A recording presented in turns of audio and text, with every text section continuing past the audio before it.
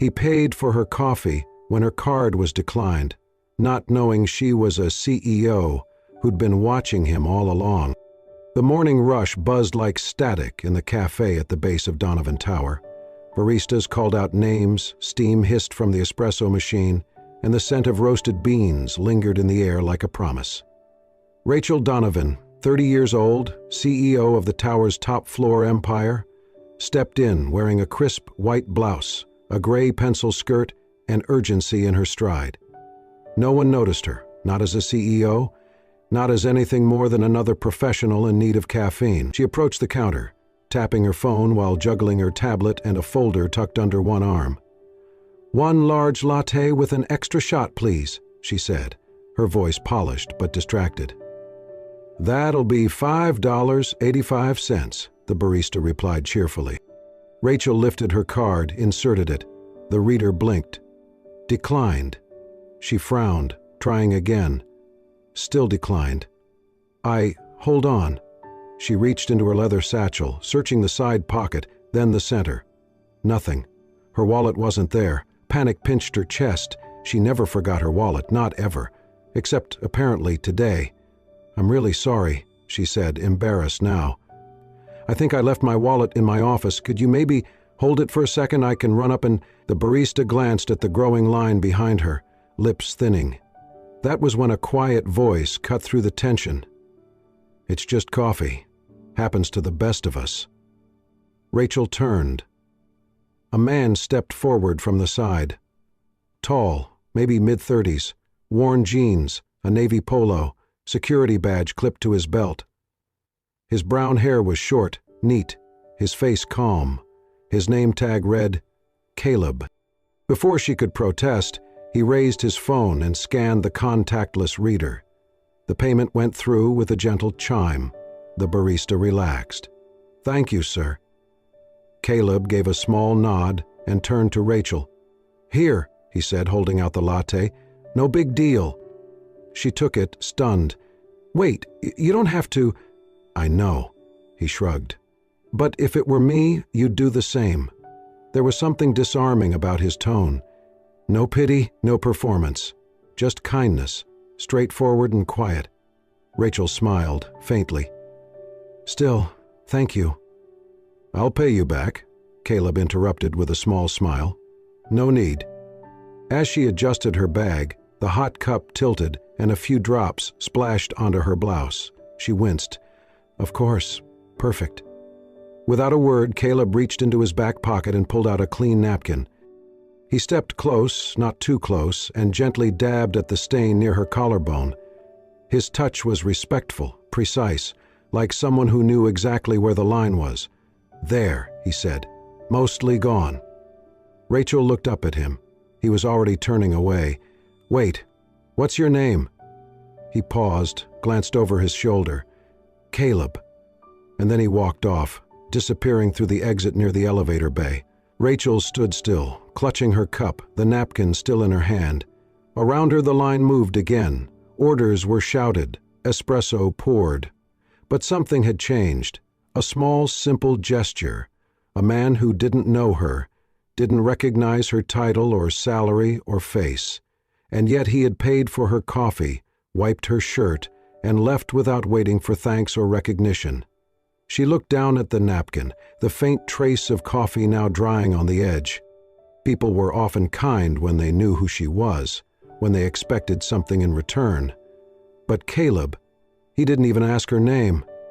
Rachel took a long sip from her latte, still warm, still perfect. And then, with a thoughtful frown and something shifting in her chest, she headed toward the elevators, her first meeting of the day still waiting. But now, her thoughts were somewhere else entirely, with a man named Caleb and a coffee she would never forget.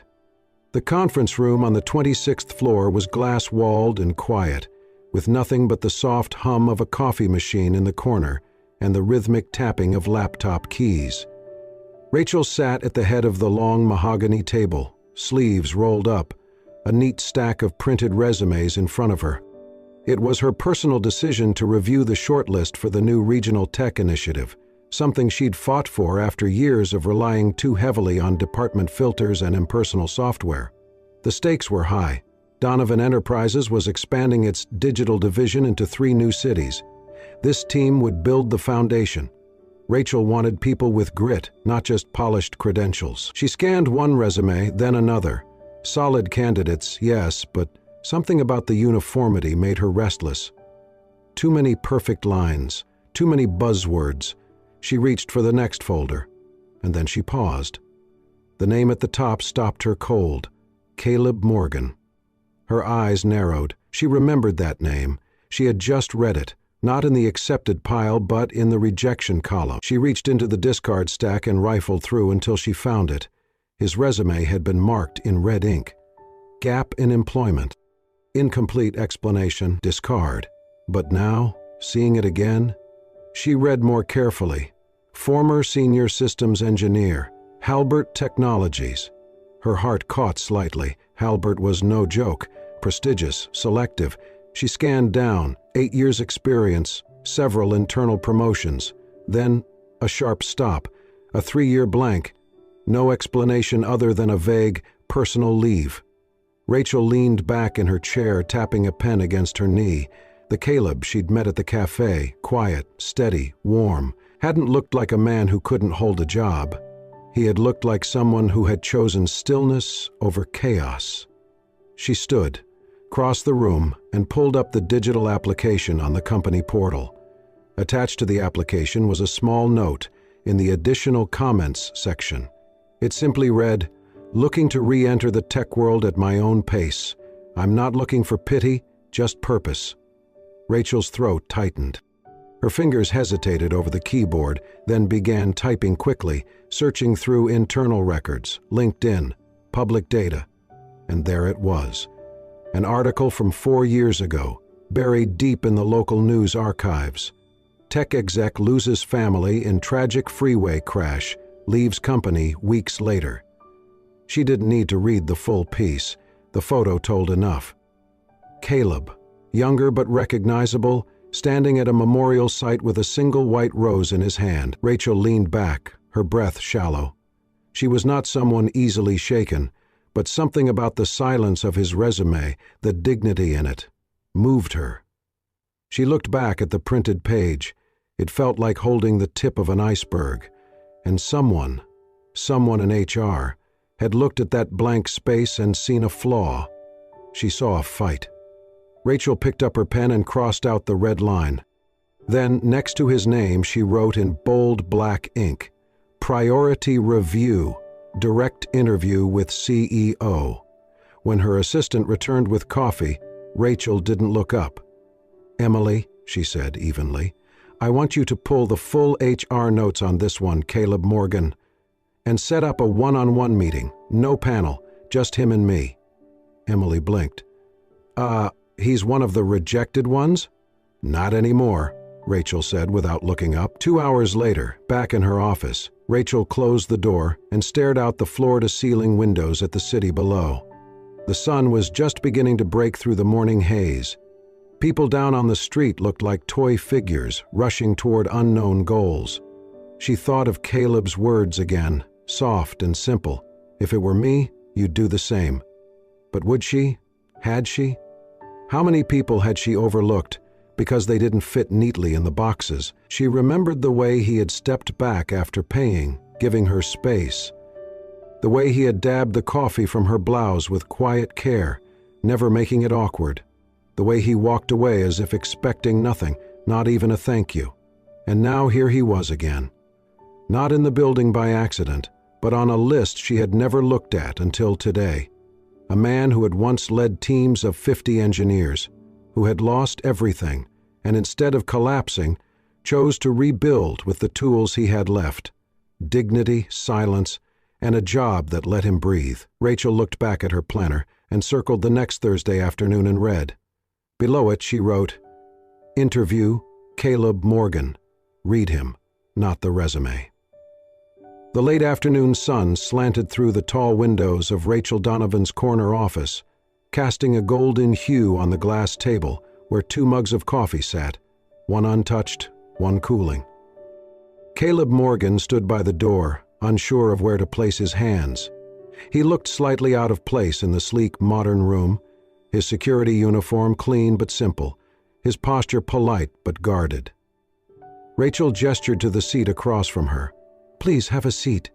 He obeyed quietly, but his eyes searched hers, calm and alert, like a man used to uncertainty.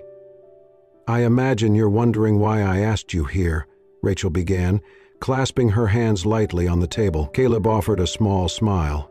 "You mean, besides the obvious, coffee incident?"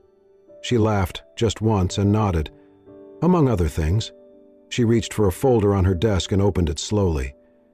Caleb Morgan, former senior systems engineer, 8 years at Halberd Technologies, multiple commendations.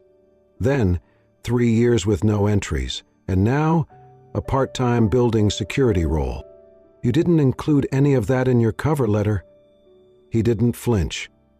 "I didn't think it would matter. Most people stop reading after the gap." Rachel tilted her head. "And if they hadn't? If someone had read to the end?" He hesitated, then shrugged lightly. "They'd see someone rebuilding, on his own terms." She studied him for a long moment. "You're overqualified for any of the roles we posted. You know that, yes?" he said simply. "So why apply for something entry-level? Why not wait for the executive doors to open again?" His voice was quiet but unwavering. "Because I didn't want pity. I wanted purpose, a fresh start that I earned, not one handed to me out of guilt or curiosity." Rachel nodded slowly. There was something about the stillness in him, unmoving, steady. It wasn't pride, it wasn't arrogance, it was clarity. She looked down at the folder, then back at him. "Do you know what surprised me the most?" she asked. He shook his head. "That morning, when you paid for my coffee, you didn't linger, you didn't ask for anything. You didn't even let me thank you." He smiled, just a little. "It didn't feel like something I needed thanks for. But it was," she said softly. "Not just the coffee, but how you did it. You saw me, just a person, in a moment of need. Not a CO, not a stranger to impress." Caleb said nothing, but his expression softened. Rachel reached into her drawer and pulled out a thick envelope. She slid it across the table. "This isn't because of the coffee," she said, "and it's not out of obligation." He picked up the envelope and opened it. Inside was a formal offer letter. Not for a junior role, but for lead systems consultant on the new digital infrastructure project, one of the company's most ambitious undertakings in years. "I read your file," Rachel continued, her voice low, "but more importantly, I listened, and I saw what most people didn't." Caleb looked at her, eyes steady, but there was something fragile in them now, like the weight of being seen after a long time in shadow. "I'm not doing this because I owe you," she said. "I'm doing this because I need someone like you." A long silence passed. Finally, Caleb nodded once, then placed the envelope back on the table. "I'll accept," he said, "but on one condition." Rachel raised an eyebrow. "And what's that?" He smiled gently. "You let me pay for the next coffee." She laughed. "Deal." The elevator dinged softly as Caleb stepped onto the 22nd floor of Donovan Tower, the Executive and Strategy Division. The floor looked nothing like the lobby where he had stood months ago as a part-time security guard.